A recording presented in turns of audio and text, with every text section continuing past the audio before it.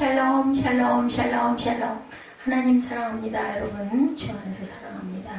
예, 제가 좀 잘 서 있죠? 예, 좀 서지더라고요. 저녁 때. 오늘은 물리치료를 아침에 가고 저녁에 가고, 아침에 침을 맞고 또 저녁에는 물리치료를 좀 미안하기는 했는데 어차피 3일에 가는 길이라 가가지고 기다리느니 그냥 하겠다고 그러고 했어요. 일하시는 분들은 귀찮았을 거예요. 오늘 아볼로가 담대히 전도하다 24절에서 18절 중심인데 우리 전체 한번 살펴봅니다. 예, 1절에 보니까 18장 1절에 그 후에 바울이 아덴을 떠나 고린도에 이르러 시작이죠. 1절 시작이 이렇게 됩니다. 그래서 우리 전에 주보를 만들 때 아마 이 1절 부분으로 제목을 잡았었던 것 같아요. 아덴을 떠나 고린도에 이르러. 지금 제목이 좀 바뀌었습니다. 바울이 아덴을 떠나 고린도에 이르렀어요. 고린도에서 바울은 18개월을 1년 6개월이죠. 머물렀어요. 나타나 있죠. 그에 바울이 아덴을 떠나 고린도에 이르러 아굴라라는 본도에서 난 유대인 한 사람을 만나니 글라우디오가 모든 유대인을 명하여 로마에서 떠나라 한 고로 그가 그 안에 브리스길라와 함께 이달리아로부터 새로 온지라 바울이 그들에게 가매. 예, 그러니까 글라우디오가 유대인들을 전부 다 로마에서 나가라 추방명령을 내리는 바람에 결국은 아굴라가 브리스길라와 함께 이달리아로부터 새로 왔어요. 어디로? 고린도로. 생업이 같음으로 함께 살며 일어나니 그 생업은 지금으로 보면 집 짓는 사람이에요. 천막을 만드는 것이다. 안식일마다 바울이 회당에서 강문하고 유대인과 헬라인을 권면하니라. 4절에 실라와 디모데가 마게도냐로부터 내려오매 바울이 하나님의 말씀에 붙잡혀 유대인들에게 예수는 그리스도라 밝게 증언하니 그들이 대적하여 비방하오늘 바울이 옷을 털면서 이르되 너희 피가 너희 미를 머리로 돌아갈 것이요 나는 깨끗하니라 이후에는 이방인 나게 가리라 하고 거기서 옮겨 하나님을 경외하는 기도 유스도라 하는 사람의 집에 들어가니 그 집은 회당 옆이라서 유스도의 집에서 말씀을 증거하죠. 또 회당장 그리스도가 온 지방과 더불어 주를 믿으며 수많은 고린도 사람도 듣고 믿어 세례를 받더라. 회당에서 쫓겨났지만 계속 유스도라는 사람의 집에서 말씀을 증거하니까 회당장 그리스도가 온 지방과 더불어 주를 믿어요. 그죠? 간의 주께서 환상 가운데 바울에게 말씀하시면서 뭐라고? 두려워하지 말며 침묵하지 말고 말하라. 이렇게 말씀하는 장면이 나타납니다. 아덴에서의 전도 경험을 통해서 바울은 자신을 다시 점검해보고자 고린도에서의 새로운 전기를 갖습니다. 계속되는 유대인들의 박해를 당하며 바울은 두렵기도 했겠죠. 그러니까 성령께서 나타나셔서 침묵하지 말고 두려워하지 말아라 하고 힘을 주시는 구절 말씀이 계속 이어집니다. 자, 주님의 위로를 이렇게 경험했어요. 두려워하지 말라. 바울은 고린도 방문, 브리스길라와 아굴라가 등장을 합니다. 부부죠. 바울은 고린도에서 본도 출신 유대인 부부, 그리스도 아굴라와 브리스길라를 만났다. 2절에 그들의 이름은 아굴라와 브리스길라였습니다. 누가는 상황 설명 없이 아덴에서 떠난 바울이 고린도에 이르렀음을 말하고 있죠. 아덴과 고린도는 그리 멀지 않은 거리였지만 두 도시는 굉장히 달랐다고 그래요. 아덴은 문화와 지식을 대표하는 장소였고 고린도는 상업과 방탕의 도시였다. 아테네죠. 지금의 아테네는 지금도 그렇죠. 문화와 지식을 대표하는 장소, 문화의 거리 아테네. 고린도는 상업과 방탕의 도시였다. 굉장히 수준이 낮게 느껴지죠. 해상무역이 동서로 교류되고 육상무역은 고린도를 통하여 남북으로 고린도가 통로였어요. 상업과 여행자들로 유치되는 도시가 그러하듯이 고린도는 방탕하고 음탕한 생활로 특정 지어졌다. 이 도시는 사랑의 여신이며 종교의 이름으로 부도덕을 촉진시킨 아프로디테를 예배하는 중심지이기도 했다. 신상이 있었던 거죠. 아프로디테. 정치적으로 고린도는 로마의 식민지였죠. 아가야 지방의 수도이기도 했습니다. 로마의 식민지 그리고 아가야 지방의 수도 고린도. 이곳에서 바울은 글라우디오가 내린 칙령으로 인해 로마에서 옮겨온 아굴라 브리스길라를 만납니다. 그 뭐죠? 로마에서 떠나라 했기 때문에 떠나온 거예요. 글라우디오가 모든 유대인을 명하여 로마에서 떠나라 한 거로 그가 그 아내 브리스길라와 함께 이달리아로부터 새로 왔다라고 증거하죠. 이들은 뭐하는 사람? 장막을 짓는 사람이었다. 3절에도 그들이 장막을 만드는 자들이었으므로 함께 머물렀다. 그리고 안식일마다 회당에서 유다인과 헬라인을 말씀으로 가르쳤다. 4절에 증거합니다. 아굴라에 대해서 로마서 16장 3절입니다. 너희는 그리스도 예수 안에서 나의 동역자들인 프리스가와 아굴라에게 문안하라. 이렇게 얘기합니다. 장막 만드는 업에 대해서 고린도전서 4장 12절에 또 수고하여 친히 손으로 일을 하며 모욕을 당한 즉 촉복하고 박해를 받은 즉 참았다. 이렇게 나타나 있어요. 실레와 디모데가 도착을 하죠. 5절에 아까 제가 그 부분을 읽었어요. 5절을. 실라와 디모데가 마게도냐로부터 내려오매 바울이 하나님의 말씀에 붙잡혀 유대인들에게 예수는 그리스도라 밝히 증거하였다. 그죠?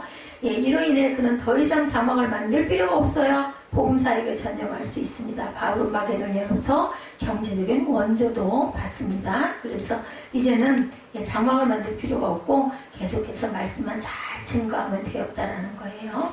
예, 그리고 또 뭐라 그래요? 밤에 주께서 환상 가운데 바울에게 두려워하지 마라. 그리고 이렇게 위로하시는 담대하라. 담대하게 전해라. 10절에 내가 너와 함께 있음에 어떤 사람도 너를 대적하여 해롭게 할 자 없을 것이니 이는 이 성중에 내 백성이 많음이라 하시더라. 여기서 이제 11절에 나오죠. 1년 6개월을 머물며 그들 가운데서 하나님의 말씀을 가르치니라. 11절까지 이렇게 나옵니다. 또한 데살로니가 교회에 좋은 소식이 바울에게 힘을 더하기도 하죠. 예, 그 원조를 받아서 경제적인 원조가 있어서 장막을 더 이상 안 지어도 됐고, 그리고 그들의 동료의식이 바울에게 위로가 돼요. 그죠? 바울은 하나님의 말씀에 붙잡혀 유대인들에게 예수는 그리스도라고 증거합니다. 5절에 유대인들은 바울을 대적하며 그의 복음 사역을 회방하고 놓죠. 6절에 다시 한번 유대인들의 복음을 배척합니다. 이로 인해 바울은 옷에 먼지를 떨고 이방인에 내고 나는 이방인에게 가겠다 하고 가죠. 6절에 바울은 회당을 떠나 회당 옆에 있는 디도 유스도의 집으로 가서 그곳 성도들에게 복음을 전할 장소로 그곳을 삼습니다. 7절에 디도 유스도는 하나님을 경외하는 자였죠. 물론 이방인이었어요. 예, 성도들에게 복음을 전할 장소, 디도 유스도의 집, 예, 그 이방인이었고, 그리고 이제 회당장 그리스보와 그의 가족이 또한 믿어요. 회당장의 가족이 큰 힘을 실었겠죠. 그리스보의 개종은 많은 고린도인에게 주께로 돌아오는데 큰 힘이 되었어요. 그러니까 유명한 사람이 하나가 탁 중심을 잡으면 정말 힘이 불끈 일어나죠.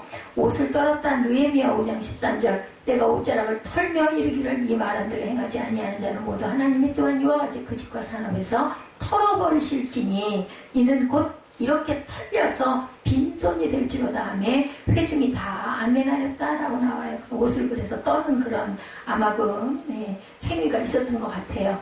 야훼를 찬성하고 백성들이 그 말한 대로 행하였느니라. 느헤미야 8장 6절에도 증거합니다.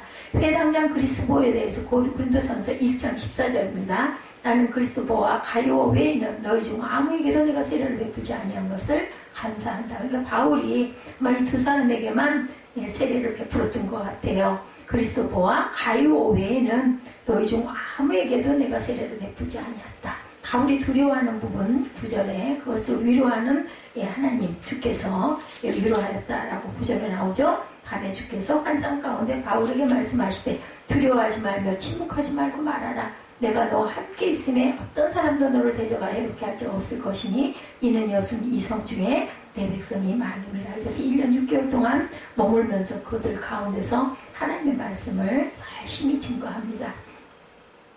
하나님께서는 이렇게 때로 이렇게 위로를 하셔요. 그죠? 환상에 대해서 고린도후서 12장 1절에도 무익 하나만 내가 부득불 자랑하느니 주의 환상과 계시를 말하리라. 이때도 바울이 내가 주의 환상과 계시를 말한다 이렇게 얘기하죠. 갈라디아서 1장 12절에는 내가 사람에게서 받은 것도 아니요 배운 것도 아니요 오직 예수 그리스도의 계시로 말미암았다 이렇게 증거합니다. 두려워하지 말아라. 에레미야 1장 8절에도 너는 그들 때문에 두려워하지 말라. 내가 너와 함께하여 너를 구원하리라. 나 야훼의 말이니라 하시고 에레미야에게도 주께서 나타나셔서 두려워하지 말라. 내가 너를 구원할 거야. 이렇게 위로하시는 부분들이 나타납니다. 총독 갈리오의 판결에 대해서 12절부터 이제 나옵니다. 20절 보면 갈리오가 아가야 총독이 되었을 때 유대인이 일제히 일어나 바울을 대적하며 법정으로 데려가서 말하되 이 사람이 율법을 어기면서 하나님을 경외하라고 사람들을 권한다거늘 바울이 입을 열고자 할 때 갈리오가 유대인들에게 이르되 너희 유대인들아 만일 이것이 무슨 부정한 일이나 불량한 행동이었으면 내가 너희 말을 들어주는 것이 옳거니와 만일 문제가 언어와 명칭과 너희 법에 관한 것이면 너희가 스스로 처리하라. 나는 이러한 일에 재판장되기를 원치 아니하노라. 너희들의 언어와 명칭과 너희 법들이라면은 나는 여기 끼지 않겠다라고 가이오가 얘기를 하죠. 그들을 법정에서 쫓아냅니다. 16절에 모든 사람이 회당장 소수세네를 잡아 법정 앞에서 때리되 갈리오가 이 일을 상관하지 아니하리라. 갈리오가 그 상관하지 않는 부분이 나타납니다. 만일 14절에 보면 바울이 입을 열고자 할 때 갈리오가 유대인들에게 말하죠. 아가야 총독이 되었어요. 아가야 총독이죠. 갈리오가 그가 얘기합니다. 이것이 너희들 법이면 나는 너희들에게 섞이지 않게 너희끼리 해결해라. 상관하지 않겠다. 18절에 바울은 더 여러 날 머물다가 형제들과 작별하고 배 타고 술배로 떠나갈새 브리스길라와 아굴라도 함께 가더라. 바울이 일찍이 서원이 있었으므로 겐그레아에서 머리를 깎았다. 머리를 깎아요. 에베소에 와서 그들을 거기 머물게 하고 자기는 회당에 들어가서 유대인들과 변론하니 왜 머리를 깎았을까? 무슨 대단한 결심을 하지 않았을까요? 20절에 여러 사람이 더 오래 있기를 청하되 허락하지 아니하고 작별하여 이르되 만일 하나님의 뜻이면 너에게 돌아오리라 하고 배를 타고 에베소로 떠나 가이사라에 상륙하여 올라가 교회의 안부를 물은 후에 안디옥으로 내려가서 이것은 이제 바울의 3차 전도 여행이 시작이 됩니다. 23절부터 보면 얼마 있다가 떠나 갈라디아와 부르기아 땅을 차례로 다니며 모든 제자들을 굳건하게 하니라. 여기서 이제 24절부터 28절까지 아볼로는 요한의 세례만을 따릅니다. 아볼로에 대해서 24절에서 28절까지 증거되어 있습니다. 자, 이렇게 해서 쭉 내용을 우리가 한번 살펴봤어요. 갈리오는 로마의 아가야 총독으로 매우 영향력이 뛰어난 인물이었는데 그 인물이 어떻게 보면 바울 편을 들었어요. 그죠? 갈리오의 취임 직후에 바울은 로마법에 허용하지 않는 어떤 종교를 퍼뜨리고 다닌다는 죄목으로 고발이 되었어요. 유대인들에게. 그러나 갈리오는 유대인들의 소송을 기각시킵니다. 이런 문제는 갈리오 자신이 처리할 성질이 아니었고 판결을 내리고 싶은 생각이 없었기 때문이에요. 괜히 아마 바울이 유대인 중에 유대인이라는 걸 알지 않았을까. 그래서 함부로 건들지는 않은 건 아닐까 싶어요. 그래서 갈리오는 유대 지도자들이 총독의 법정에서 회당장을 잡아 때리는 것도 상관 안 합니다. 그런 건 나하고는 상관이 없다. 니네들 일이다라는 거죠. 무고에 대해서 베드로전서 3장 16절에 선한 양심을 가지라. 이는 그리스도 안에 있는 너희의 선행을 욕하는 자들로 그 비방하는 일에 부끄러움을 당하게 하려 합니다. 말합니다. 제2차 선교 여행이 끝나요. 이제 그죠? 바울은 고린도에서 18개월을 사역한 다음에 자기를 파송한 교회를 향해 떠납니다. 18절에 그러나 그는 떠나기 전에 서원한 일이 있어 겐그레아에서 머리를 깎아요. 나시린의 서원 기간이 지나고 나서 머리를 깎은 거예요. 나시린의 서원 기간 18절에 보면 나타났죠. 더 여러 날 머물다 형제들과 작별하고 배 타고 수리아로 떠나갈새 브리스기아와 아굴라도 함께 가더라. 바울이 일찍 서원이 있었으므로 겐그라에서 머리를 깎았더라. 서원 기간이 지나서 머리를 깎았어요. 아굴라와 브리스길라는 에베소까지 동행합니다. 에베소에서도 바울은 회당에서 유대인들의 변론했음을 알 수 있습니다. 아마도 6월절을 지키기 위해서 예루살렘으로 둘러 안디옥으로 간 것으로 우리가 추정이 됩니다. 이로써 2차 선교 여행이 끝났어요. 그리고 이제 3차가 시작되죠. 머리털을 미는 경우 민수기 6장 18절에 증거합니다. 자기의 몸을 구별한 나시린은 회방문에서 자기의 머리털을 밀고 그것을 화목제물 밑에 있는 불에 둘지며 이렇게 나타나 있어요. 로마서 6장 6절에도 갈라디아서 5장 24절에도 증거합니다. 그리스도 예수의 사람들은 육체와 함께 그 정욕과 탐심을 십자가에 못 박았다라는 뜻이기도 합니다. 로마서 6장 6절에 보면 우리가 알거니와 우리가 옛사람이 예수와 함께 십자가에 못 박힌 것은 죄의 몸이 주고 다시는 우리가 죄에게 종로로 타지 아니하게 하려 함이라 라는 뜻을 갖고 있다고 그래요. 그래서 머리털을 대신 민다는 거죠. 그래서 이제 24절에 알렉산드리아의 아볼로에 대해서 나타납니다. 마지막까지 바울이 에베소를 떠난 후 아볼로와 브리스길라는 한 교회를 시작해서 고린도 교회. 이때 북아프리카의 알렉산드리아에서 오는 학식 있는 아볼로가 찾아왔어요. 북아프리카에 학식 있는 아볼로. 알렉산드리아에서 학식 있는 아볼로. 그는 유대인으로 구약 성경을 잘 아는 능통한 자였다. 25절에 증거되죠. 그가 일찍이 주의 도를 배워 열심으로 예수에 관한 것을 자세히 말하며 가르치나 요한의 세례만 알다릅니다. 이 사람은 성령 세례를 몰랐다라는 거예요. 26절에 그가 회당에서 담대히 말하기 시작하거늘 브리스길라와 아굴라가 듣고 데려다가 하나님의 도를 더 정확하게 풀어 이르더라. 더 가르쳐줘야 아볼로에게.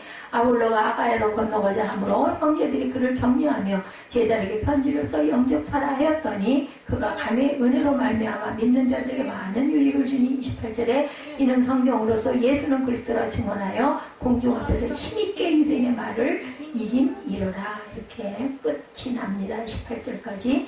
아볼로는 이 새로운 설명을 듣고 아가야로 건너가 그곳에서 성경 말씀으로 예수는 메시아라고 증거하는 거예요. 유대인들을 설득시키죠. 27절에 보면. 그래서 결국 28절에 예수는 그리스도라 증언하여 공중 앞에서 힘있게 유대인의 말을, 유대인들이 말하는 그런 거 없다라는 것에 이겼다라는 뜻을 여기서 설명하고 있습니다. 아볼로에 대해서 디도서 3장 13절입니다. 율법교사 세나와 및 아볼로를 급히 먼저 보내어 그들로 부족함이 없게 했다. 디도에게 보냈어요. 그죠? 영적 지혜에 대해서 야고보서 1장 5절입니다. 영적인 지혜. 너희 중에 누구든지 지혜가 부족하거든 모든 사람에게 후히 주시고 꾸짖지 아니하시는 하나님께 구하라. 그리하면 주시리라. 구하라. 주시리라. 그래서 고린도에서의 바울의 사역은 두려움과 불안 가운데 계속 두려워하면서 불안해하면서도 계속 오죽이나 하면 주님께서 오셔가지고 그죠? 막 용기를 주시죠. 그 가운데 분명 하나님은 모든 것을 유익으로 바꾸어 주셨고 약속의 말씀도 잊지 않죠. 담대히 증거하라. 내가 너와 함께 하겠다. 또한 많은 그리스도인들이 아볼로와 같은 경우로 살아가기도 합니다. 그러나 준비될 때 하나님의 놀라운 도구로 쓰임받게 된다는 사실로 위로와 도전을 우리가 받아야 되겠다. 신종 코로나 바이러스로 감염됐던 사람들 가운데 두 사람이 퇴원했던 그 사건이 초기에 있었던 일입니다. 그들을 치료했던 의사들에게 어떤 약을 썼느냐 이렇게 물었대요. 특별한 약 처방한 것이 없다고 말합니다. 어느 나라는 에이즈 치료제를 사용한다고 하는데 효과에 대한 확신이 없어서 쓰지 않았다. 에이즈 치료제를 쓰기도 했다고 그래요. 그러면 어떻게 나았냐 묻자 스스로 항체가 생겨서 나았습니다. 라고 대답했다고 합니다. 세균이 들어왔을 때 몸에서 항체를 만드는데 2주 내지 3주가 걸리는데 스스로가 항체를 만들어서 극복을 한 거라 그러죠. 아주 건강하고 정신도 건강하게 무정이 된 사람일 것 같아요. 우리는 스스로 이길 수 있는 힘을 만들어가는 과정에서 조금 도움을 줬을 뿐이다라고 말하들 합니다. 우리 몸은 참으로 이렇게 신비하다는 것이 가장 중요한 것은 내가 어떤 결심을 하고 살아가느냐가 정말 중요하다. 그래서 우리가 정말 정신무장처럼 중요한 건 없습니다. 세균이 들어오면 림프관에서 세균과 싸워 이길 수 있는 백혈구를 만들어내죠. 우리 몸이 과학적으로 세균에 대한 정보를 수집하고 거기에 대항할 수 있는 백혈구를 만들어내는데 2, 3주가 걸린다고 그래요. 건강한 사람은 이길 수 있는 질병이다. 잘 관리하면 위축되지 말고 더 영적으로 단단하게 무장하며 힘을 내어 어려움을 잘 극복해내면 코로나 바이러스쯤은 우리가 절대로 거기에 무너지지 않는다라는 거죠.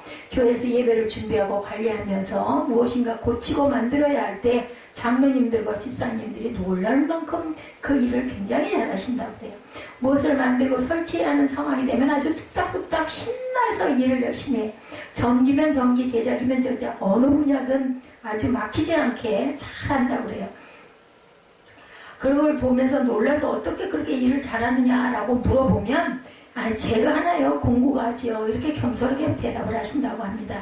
일을 잘하는 분은 적절한 공부를 잘 활용한다라는 거예요.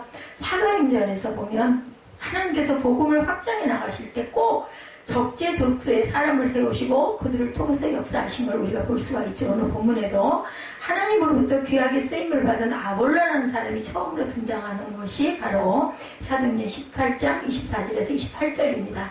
아볼로는 에베소 교회와 고린도 교회에서 사역하며 초대교회의 많은 사람들에게 선한 영향을 끼쳤던 사람이죠. 본문에 아볼로에 대한 정보가 있어 24절에서 28절 말씀이죠. 예, 봅니다. 알렉산드리아에서 난 아볼로라는 유대인이 에베소에 이른 이 사람은 언변이 좋고 성경에 능통한 자라. 그가 일찍이 주의 도를 배워 열심으로 예수에 관한 것을 자세히 말하며 가르치나 요한의 세례만 알다는 성령 세례를 몰랐다. 26절에 그가 회당에서 담대히 말하기 시작하거늘 브리스길라와 아굴라가 듣고 내려다가 하나님의 도를 더 정확하게 앞으로 이르더라. 하나님께서 뭘 가르쳤을까요? 성령의 임재를 아마 가르쳐주지 않았을까. 그래서 이제 27절에 아볼로가 배워가지고 아가야로 건너가고자 하므로 형제들이 그를 격려하며 제자들에게 편지를 써 영접하라. 그쪽에다 이제 이 편지 갖다 주라고 했겠죠. 그가 가매 은혜로 말미암아 믿는 자들에게 많은 유익을 주니 이는 성경으로서 예수는 그리스도라 증언하여 공중 앞에서 힘있게 유대인의 말을 이기었다라고 나타납니다. 누가? 아볼로가 알렉산드리아에서 태어났던 유대인이죠. 그는 언변이 좋고 성경이 능통한 사람, 예수님에 대해 열심히 가르쳤지만 세례 요한이 베푼 세례 개념으로 예수를 이해했다라는 거예요. 그는 브리스길라와 아굴라 부부를 통해 예수님께서 승천하면서 보내신 성령님에 대해 더 깊이 깨닫게 됩니다. 그는 에베소에서 아가야 즉 고린도로 건너가 복음을 증거하기 원합니다.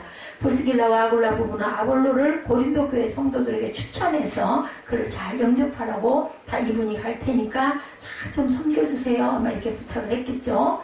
아볼로는 고린도로 건너가 그곳에서 목회를 합니다.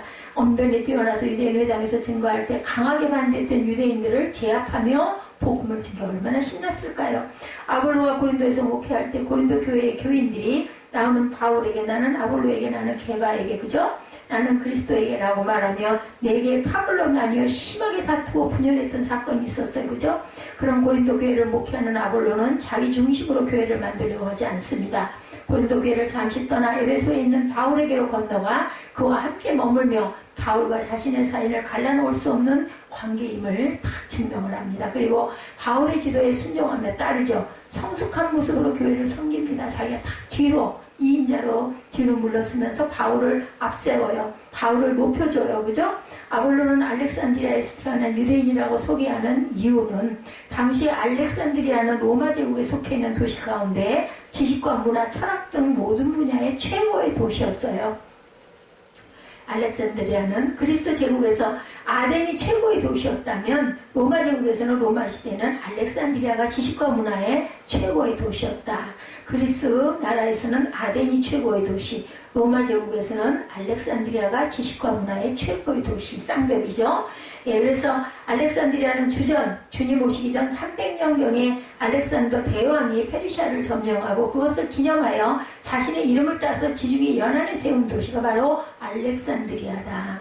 자연스럽게 형성된 도시가 아니라 거대한 계획 안에서 형성해서 만든 계획도시. 당시 알렉산드리아에 도서관이 있었는데 장서가 60만 권이었다고 해요. 넘었다고 합니다. 지금과 같은 책이 아니죠. 양피로 만든 두루마리로 된 책이 60만 권이 넘는 책이 있다면 정말 기가 막히죠. 그냥 보기만 해도 입이 벌어질 것 같아요. 여기에서 히브리어로 쓰여진 구약 성경이 최초로 헬라어로 번역이 되었다고 합니다. 어디에서? 알렉산드리아 도서관에서. 예, 구약 성경이 히브리어에서 헬라어로 바뀐 그 계기가 됐다. 최고의 성경학자 70명에게 70인이죠. 히브리어로 된 구약 성경을 헬라어로 번역하게 하죠. 그것이 그 유명한 10인역 성경이다. 아볼로를 소개하면서 알렉산드리아 출신이며 언변이 좋고 성경이 능통한 자다 이렇게 말합니다. 개혁 성경에는 이 사람은 학문이 많고 성경에 능한 자라고 소개되어 있죠. 알렉산드리아 출신으로 헬라 학문에 뛰어난 지식을 가지고 있고 유대인으로서 성경에 대한 지식도 뛰어난 사람. 예, 그는 수사하게도 뛰어난 자신의 지식을 전달하는데 탁월한 능력을 가지고 있었던 사람입니다. 아볼로는 누구를 통해 복음을 두고 예수님을 믿게 되었는지는 알 수 없어요.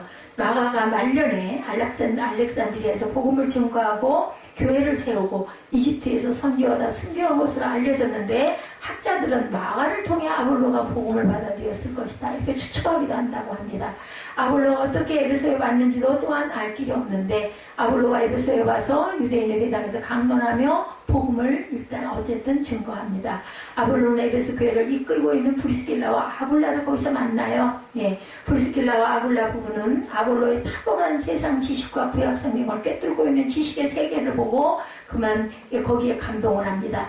그러나 브리스길라와 아굴라 부부는 아볼로에게 한 가지 부족한 것이 있음을 보게 돼요. 정말 대단한 사람이다 하면서 이거 하나만 있었으면 이런 마음이 들어서 예수님께서 승천하시면서 보내주신 성령에 대한 지식과 깨달음이 없는 아볼로는 예수님에 대해 가르쳐도 세례 요한이 베푼 세례 회개를 중심으로 한 가르쳐요. 인간의 선한 행동과 변화에 대해서만 가르쳤다는 거죠. 하늘로부터 임하시는 성령의 임재하심과 성령의 능력에 대해서는 아볼로는 알지 못하고 있었다.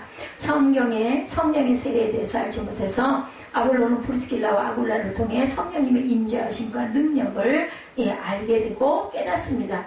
이것이 아볼로의 성숙한 믿음의 모습, 세상적으로 본 아볼로와 브리스길라와 아굴라 부부는 비교할 수가 없어요. 아볼로는 세상적으로 볼 때 최고의 지식인이었고 신분으로도 최상류층의 사람이었는데, 반면에 브리스길라와 아굴라는 천막 깁는 집 만드는 사람이죠. 장막장수. 천막을 만들며 살아가는 평범한 서민이에요. 아굴라와 브리스길라 부부는, 그죠? 그렇지만 아볼로는 브리스길라와 아굴라가 전해주는 성령님에 대한 이야기에 귀 기울여 듣고 가르침을 받아들입니다. 이것을 볼 때 아볼로는 매우 겸손한 믿음의 사람이다. 세상적인 것으로 영적인 것을 판단하지 않는 영적 사람이기도 했다. 아볼로가 겸손한 믿음의 사람이라는 것을 알 수 있지만, 다른 면에서 보면 아볼로가 브리스길라와 아굴라의 삶에 보여주는 신실함의 믿음의 감동을 받았기에 그들의 가르침을 따르지 않았을까.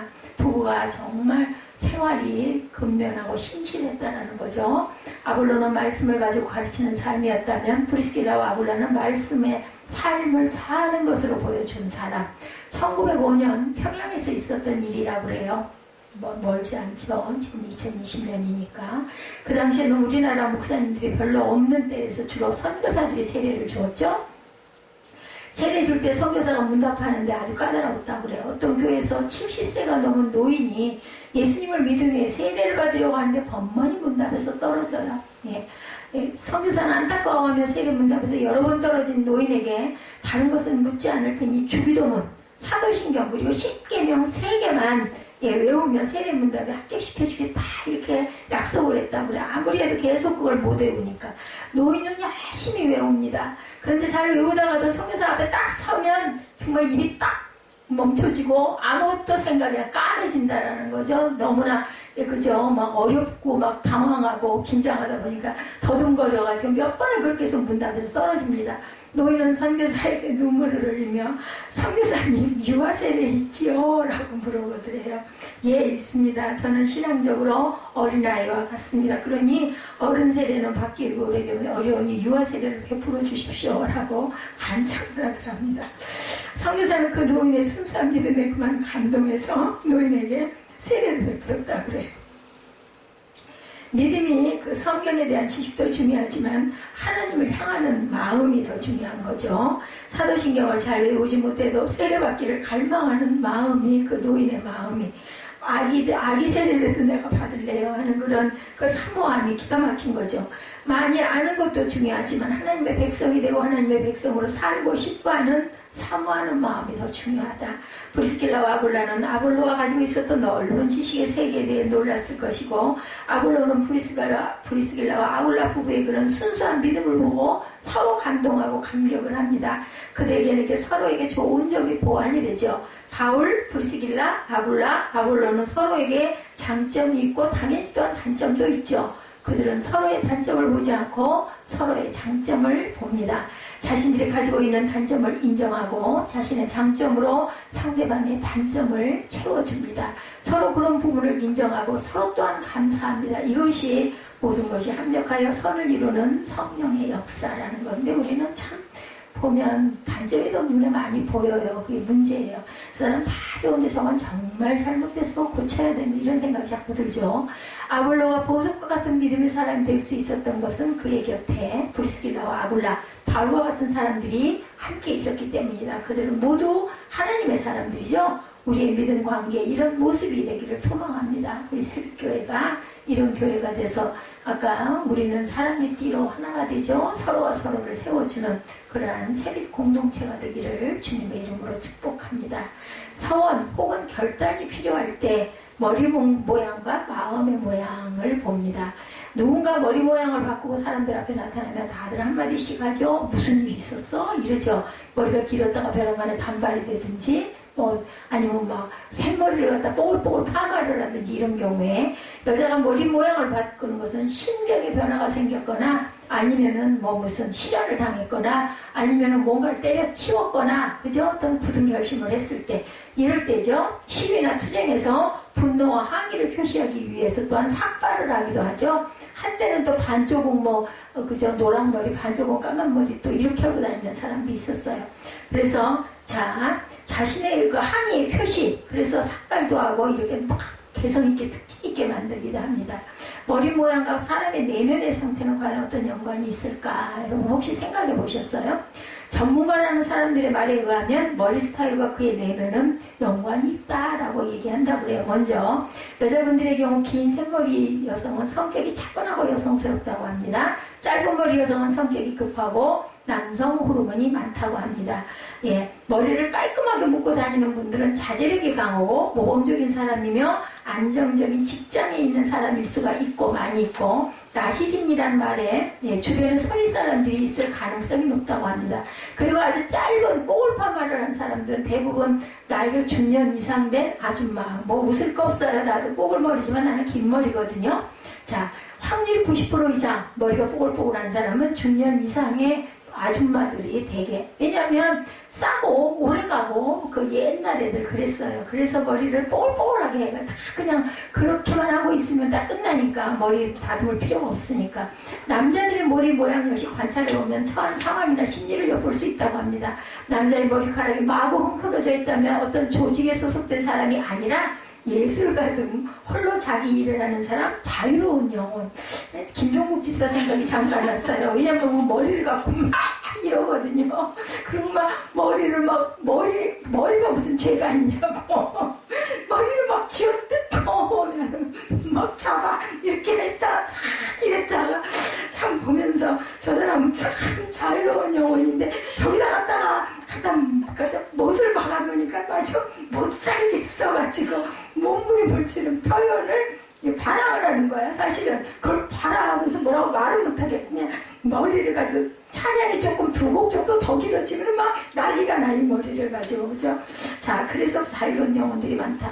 자유로운 삶을 살기를 원하는 사람이라는 거예요. 근데 이걸 묶어놨다는 거죠. 그리고 머리카락이 짧고 단정하면 엄격한 조직이나 회사에 속해 있는 사람일 가능성이 높다고 합니다. 군인들의 머리가 짧은 것이, 그죠? 대개는 이래서, 아니 머리가 짧아야 되지 않겠어요? 움직이려면 머리 길면 그거 빗어야 되고, 감는데도 시간도 더 걸리고 하겠죠. 짧아야 되겠죠. 아무튼 머리 모양과 사람의 내면, 그의 삶의 현실과 연관성 있는 것을 이게 사실로 많이들 그렇게 생각을 한다고, 그런 것 같아요. 이런 머리 이야기로. 근데 제가 이렇게 말씀을 드리는 것은 18절에 보면 바울이 일찍 서원이 있으므로 갱그리아에서 머리를 깎았다라고 나오죠. 18절에 바울이 갱그리아에서 머리를 깎은 이유는 도대체 뭘까 한번 봅니다. 긴 머리 나시린, 첫째로 바울 사도는 2차 선교 기간 동안 머리를 깎지 못했다. 그럴 수 있겠죠. 그래서 자란 머리를 갱그리아에서 머리를 깎았다. 주후 50년부터 예수님 오신 52년까지 2년 혹은 2년 반 동안 행해진 선교 기간 동안 바울은 머리를 자르지 않았고, 그래서 바울의 머리 역시 그런 긴 머리였을 것이다 라는 거죠. 근데 사실은 바울은 뭐예요? 대머리라고 하잖아요. 그죠? 바울이 머리를 깎지 않은 이유는 바빠서 이발을 해줄 사람이 없어서는 아니었다는 거죠. 바울이 서원이 있었으므로 18절 하반절에 갱그레아에서 머리를 깎았더라. 이 부분을 조금 쉽게 해석하면 바울이 일찍이 나시린으로 서원을 했기 때문에 머리를 깎지 않고 기르다가 갱그레아에서 비로소 머리를 깎았다. 이건 뭐예요? 구약성경에 보면 하나님과 하나님의 일에 헌신한 사람을 나시린이라고 부르죠. 나시린이라는 말의 의미는 헌신한, 동원한이라는 뜻을 갖고 있습니다. 따라서 나시린은 평생 혹은 일정 기간 자신을 산 제물로 하나님께 드린 사람이기 때문에 구별된 삶을 살았다고 그래요. 이러한 의미로 나시린들은 다음 세 가지를 반드시 지켰죠. 첫째, 포도주를 마셔서는 절대 안 된다.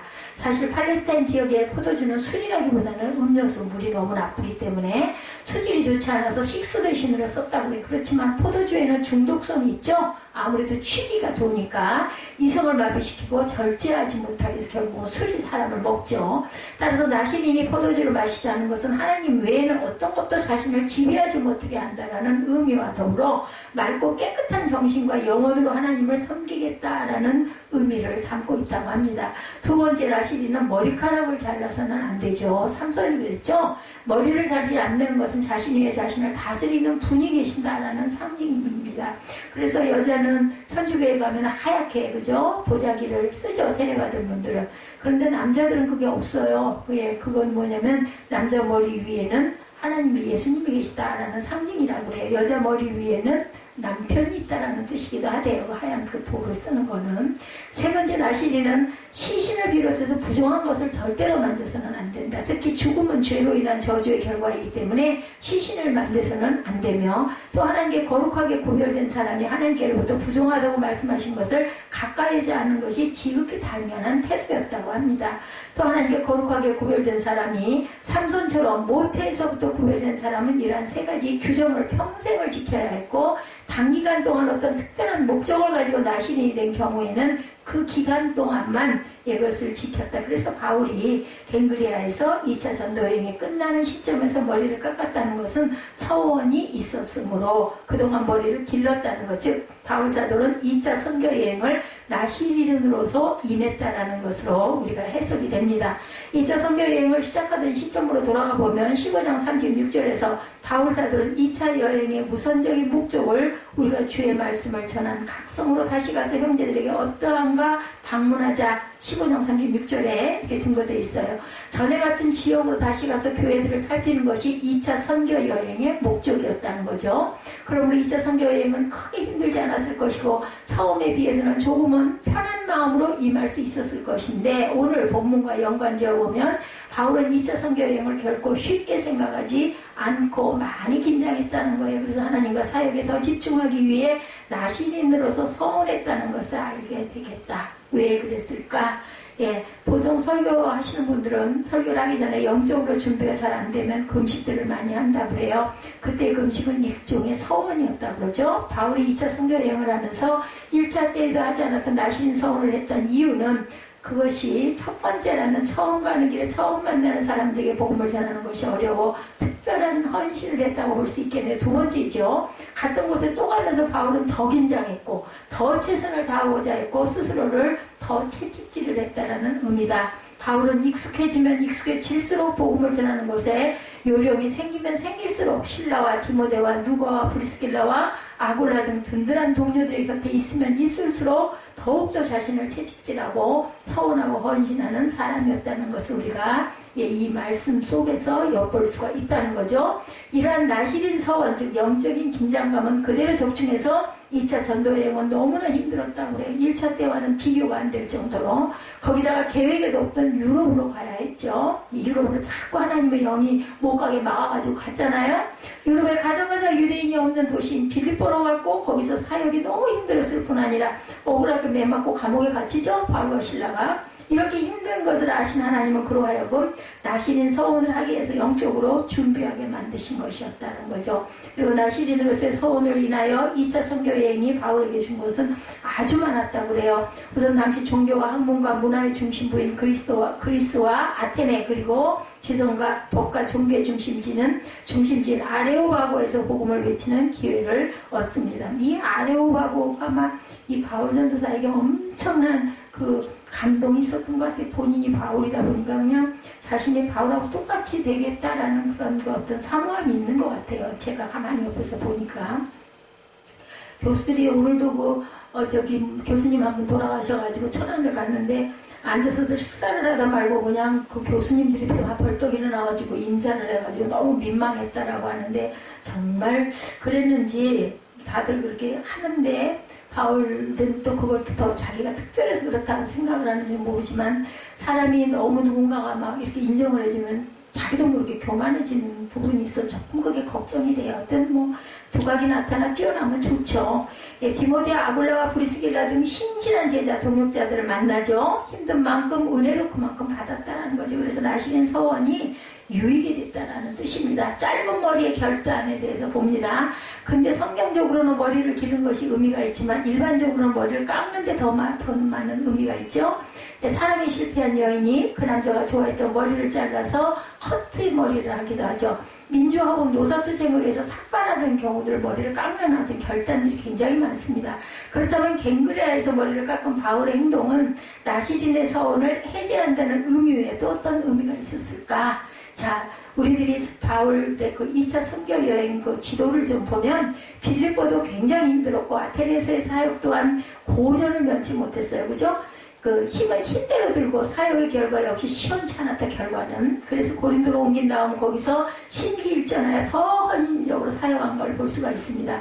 근데 고린도에서의 사역은 아테네와는 정반대였다. 동역자들이 합세해서 힘을 실어주었는데 그들은 아굴라와 브리스길라 부부와 실라와 디모데였다는 거죠. 바울은 그들과 함께 1년 6개월 동안 열심히 복음을 전했고 그 결과 고린도 교회가 세워지고 고린도 성도들이 은혜 안에서 자랄 수 있게 됩니다. 즉 바울이 2차 선교 여행을 고린도로 인해서 유종의 미를 거두었다면 성공적으로 끝나가고 있었다는 것인데 그 후 바울은 파송지로 돌아가고자 고린도에서 겐그레아로 이동을 합니다. 당시 고린도에는 2개의 항구가 있죠. 북쪽 항구에는 주로 로마로 가는 배들이 입항하였고 입출항을 했고 남쪽 항구인 겐그레아에서는 주로 예루살렘 방향인 중동과 북아프리카로 가는 배들이 입항하고 출항을 했다고 합니다. 고린도의 남항인 겐그레아는 고린도에서 약 1km 동남쪽에 위치하고 있고 현재 지명은 케흐리에스였다고 해요. 아무튼 바울은 그 겐그레아에서 머리를 깎았어요. 그럼 왜 머리카락을 잘랐을까? 자, 신앙적으로 머리를 기는 것이 의미가 있지만 일반적으로 머리를 자는 것은 모르겠어요. 결단이죠. 예, 오늘 본문 마지막 절에 보면 22절 하반절과 23절에 보면 안디옥으로 내려가서 얼마 있다가 떠나 갈라디아와 부르기와 땅을 찾으러 다니면 모든 제자를 굳건하게 했다라고 나타나 있어요. 예, 갈라디아와 부르기와 땅을 찾으러 다니면 모든 제자를 굳건하게 3차 전도 여행이 시작이 됐어요. 그죠? 예, 학자들은 이 기간을 1년 미만으로 봅니다. 여름에 안디옥으로 내려와서 다음에 봄에 다시 출발했다고도 하고 4, 5개월 머물렀을 것이라고도 추정을 합니다. 그러나 보면 훨씬 더 짧은 기간 잠시 쉬고 다시 떠났다라고 나타납니다. 예, 전에 없이 긴장한 가운데 2차 선교 여행을 했던 바울, 그렇다면 어느 정도는 휴식이 필요했을 텐데 1차 선교 여행을 마치고 돌아왔을 때 할례 문제가 터져서 예루살렘으로 갔다가 또다시 파송되므로 그때도 쉴 틈이 없었어요. 잘 쉬는 것도 사역이고 쉬는 것이 더 큰 결과를 가져올 수도 있었는데 정말 잘 쉬고 예, 창조적으로 쉬는 것이 어떤 것인지 우리는 각자가 달라요. 아마도 바울이 쉬었던 그 짧은 기간, 그 기간이 우리가 보기에는 짧아 보여도 바울에게는 어쩌면 너무나 마음이 할 일은 많고 시간은 없고 이러지 않았을까. 그렇게 쉬고서 다시 갈라디아로 부르기아로 가면서 성도들을 양육합니다. 이런 바울의 모습을 통해서 우리는 두 가지를 짐작할 수가 있는데, 첫째는 이제 50대 중반에 접어든 바울이 만약 길게 편하게 쉰다면 그것이 자신을 안일과 나태에 빠지게 할 줄로 생각할 수 있었을 것이다. 예, 우리도 그러잖아요. 하루를 놓고 봤을 때도 조금 쉬다가 보면 자꾸 쉬고 싶어지다 보니까 안 되니까 막 저도 막 강행을 합니다. 얼른 끝내고 빨리빨리 얼른 해서 끝내고 마지막에 쉬어야지 하다 보면 11시가 되고 12시가 될 때가 많아요. 많이 쉬고 오래 쉬는 것이 자신에게 독약이 될 수 있다는 생각을 바울은 항상 하지 않았을까. 2차 선교여행이 끝난 주후 52년 바울이 예수님을 만나고 회심하여 복음을 전한 지 20년이 되는 시점이었다고 해요. 그가 초심을 생각하면서 흐트러지지 않기 위해서 결단의 표현으로 머리를 깎은 것이다. 그리고 또 하나는 그가 고린도에서 쓴 위대한 신앙 고백서인 로마서에서 다음과 같이 자신의 영적 투쟁을 고백하는 것을 볼 수가 있죠. 로마서 7장 21절에서 25절입니다. 그러나 내가 한 법을 깨달았노니 곧 선을 행하기 원하는 나에게 악이 함께 있는 것이로다. 내 속사람으로는 하나님의 법을 즐거워하되 내 지체 속에서 한 다른 법이 내 마음의 법과 싸워 내 지체 속에 있는 죄의 법 아래로 나를 사로잡아 오는 것을 보는도다. 오라 나는 공고한 사람이로다. 이 사망의 몸에서 누가 나를 건져내랴. 우리 주 예수 그리스도로 말미암아 하나님께 감사하리로다. 그런즉 내 자신이 마음으로는 하나님의 법을 육신으로는 죄의 법을 섬기노라. 바울이 정말 자기 자신을 많이 돌아본 것 같아요. 이 말씀이 저도 늘 은혜를 받습니다. 오라 나는 공고한 자로다. 이 사망의 늪에서 누가 나를 건져내랴. 이런 마음이 들 때가 우리도 많아요. 바울만이 아니죠. 예, 우리 각각의 평생 이뤄야 할 사명을 가지고 있는 사람은 누구나 스스로를 자꾸 누가 이걸 이래라 저래라 할 사람 아무도 없어요. 그죠? 스스로 채찍질하면서 열심히 달립니다. 플로렌스 나이팅게일은 30세 때 이제 내 나이는 주님께서 공생일을 시작하신 나이였던 30살이다. 더 이상 어린애 같은 짓과 헛된 일을 하지 말자. 주여 오직 당신의 뜻말을 생각하게 하소서라고 일기에 기록함으로 스스로를 채찍질했다고 그래요. 나이팅게일. 세계적으로 유명한 외과 의사인 하워드 A 켈리 박사는 의과대학을 졸업하던 날 밤 저 자신과 시간과 재능과 야망 그 모든 것을 주님께 드립니다. 복되신 주님, 주께서 쓰시도록 저를 성결케 하소서. 주님께서 저를 가까이 이끌지 못할 것이라면 세상적인 어떤 성공도 제게 허락하지 마옵소서라고 일기에 기록하고 그것을 평생 목표로 삼았답니다. 조나단 에드워드는 평생을 다 이루어야 할 사명을 이제부터 나는 나 자신을 내 것으로 알고 행하지 않는다. 만일 내 능력을 하나님의 영광을 위하는 일이 아닌데 사용하거나 전심 전력을 기울여 그분을 영화롭게 하지 않으면 그것은 나를 위해 일하는 것이 될 것이다 고 했다고 해요. 주님을 위해서 주신 사명을 위해서 결단을 새롭게 하는 것이 신앙의 선배들이 한결같이 보여준 모습이라는 거죠. 근데 이러한 결정과 각오는 확실해야 하는데 자신의 삶을 바꾸려면 결단이 선명해야 한다는 거죠. 도박에 깊이 빠져있던 이탈리아의 한 청년이 자신의 삶을 후회하면서 인생을 바꾸기로 결단을 했다고 해요. 예, 그때 마침 그가 사는 동네에 일종의 박람회 같은 것이 열렸고 청년도 그것을 구경하고 있었다고 합니다. 저녁이 되자 마술쇼가 열렸어요. 예.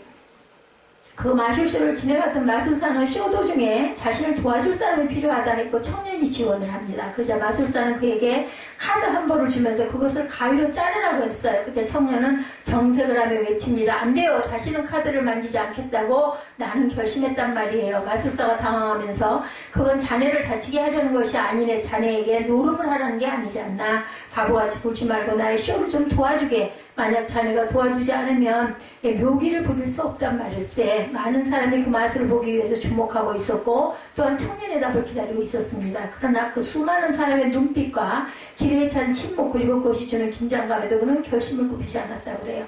아무리 뭐라고 해도 난 카드를 만지지 않겠어요. 그것이 내 인생을 엉망진창으로 만들어 놓았단 말입니다. 이러한 철저한 각오와 결단이 사람의 생애를 바꿀 수 있다는 거죠. 2번에 걸친 선교 여행이 끝났지만 그것이 끝이 아니라는 것, 아니었지만 주님의 복음을 전하는 일은 쉴 수도 없고 쉬어서도 안 되겠기에 그래서 머리를 밀어야 할 필요를 느꼈던 것이 갱그레아에서의 바울의 모습이었다. 바울 사도가 머리를 자른 것은 끝이 아니라 새로운 시작이라는 의미, 자신 속에 있는 죄와의 싸움에서 반드시 이기려라는 각오, 그리고 쉬고 싶고 안주하고 싶은 자신의 본성과의 싸움에서 이기리라는 소원 때문이지 않았겠는가. 바울이 머리 깎은 의미, 자신을 채찍질하는 행동이었다는 거죠. 다시 신발끈을 묶고 달릴 차비를 한 것, 풀어지지 않으려고 더 긴장하려고 그렇게 했다는 거죠. 서원과 결단이 필요할 때, 흔히 8월 15일이 지나면 바닷물도 차가워 들어가기가 어려워진다고 하죠. 휴가나 방학이 거의 끝나간다는 뜻이긴 합니다. 이런 시점에 우리에게 필요한 것은 과연 무엇일까? 바울이 2차 선교여행을 떠나기 전 나시린 서원을 했던 것처럼 3차 선교여행을 떠나기 전 머리를 깎아 끈을 늦추지 않은 것처럼 우리도 하나님 앞에서 어떤 서원이나 결단이 분명히 반드시 있어야 되겠다. 후반기나 2학기를 그냥 편하게 맞이하지 말자는 거죠. 우리의 삶 속에서 바울은 2번째 이게 더 쉽고 편할 수 있었던 선교 여행을 나시린으로 서운하고 행함으로 유럽이라는 세계를 열었고 특별한 사람들을 만나 그 만남의 복을 경험합니다. 그때 50대가 지금으로 보면 70대는 되지 않을까 싶어요. 그죠? 따라서 저와 여러분도 바울처럼 그런 자세로 2020년에 하반기에요. 벌써 6월달이 눈앞에 있습니다. 자, 혹시 새로운 계획을 앞에 두고 있지는 않을까? 혹시 자녀들이 나아갈 길 위해서 무언가를 해야 한다는 생각을 갖고 계시지는 않은지, 아니면 내 앞길을 위해서 나의 다음 관문이 무엇이다라는 그런 어떤 그 계획을 세우고 계시는 분은 안 계신지, 가정적으로, 사업상에 있어서 교회적으로 뭔가 새로운 시도가 필요하다면 하나님 앞에 특별한 헌신과 서약이 있어야 할 때는 아닐까? 바울에게는 서원 혹 결단이 포도주와 독주를 마시지 않는 것, 부정한 것을 피하고 부정한 음식을 먹지 않는 거룩으로, 그리고 머리를 자르지 않는 것으로 표현되었어요. 저와 여러분은 어떤 서원과 어떤 결단을 하실 것인지, 제가 초두에 코로나 바이러스 얘기를 했죠. 2주에서 3주 정도의 잠복 기간이 있고 그때 정도의 항체가 생겨진다. 어떤 사람에게 병균을 이기려 하고 두려워하지 않고 싸워서 백혈구를 만들기를 원하는 그런 열정 있는 사람들에게는 끝까지 코로나 바이러스 아무것도 아닌 것과 마찬가지로 이 결단, 포도주와 독주를 안 마시겠다, 부정한 것을 피하고 부정한 음식을 먹지 않는 거룩으로 머리를 자르지 않는 것으로 표현하죠. 자, 어떤 서원과 어떤 결단, 그 헌신과 서약이 금식이든 금미디어든 금지출이든 아니면 기도와 봉사의 세월이든 무엇이든지 누구에게나 각각 다르겠지만 저와 여러분이 새로운 시작을 준비한다면 2020년 하반기는 분명 특별할 것이라는 것. 아유 2020년도 정신없이 오늘 제가 잠깐 좀 이렇게 나들이를 한 거죠. 돌아오면서 와 나무들이 완전히 울창하게 우거졌더라고요. 이쪽 이제 그 유연도 쪽을 저쪽에서 그 주유소 있는 쪽에서 쭉 오다 보니까 성녀석에 있는 길에서 그 오류동이죠 거기가 오다 보니까 그래서 우리가 그런 얘기를 해서 언제 나무가 저렇게 크게 그냥 이파리가 저렇게 무성하게 커졌냐 눈 깜짝할 사이다. 그래서 제가 그 얘기를 했어요. 뭐 4월, 5일, 5월 봄을 완전히 깜깜하게 갇혀가지고 무슨 세월이 오는지 가는지도 모르고 그렇게 지냈으니까 어느 순간 보다 보니까 벌써 여름이 와 있는 거 아니겠어요? 라는 얘기를 했습니다. 우리가 항상 굳건한 믿음을 가지고 서원을 할 줄 알고 결단을 할 줄 알고 이제 전반기는 그렇게 해서 정신없이 갔지만 이제 하반기 6월달부터 12월까지 하반기를 우리가 알차게 준비하는 결단을 하시고 하나님께 그냥 어떻게 하루하루를 그냥 떠밀려가듯이 가죠.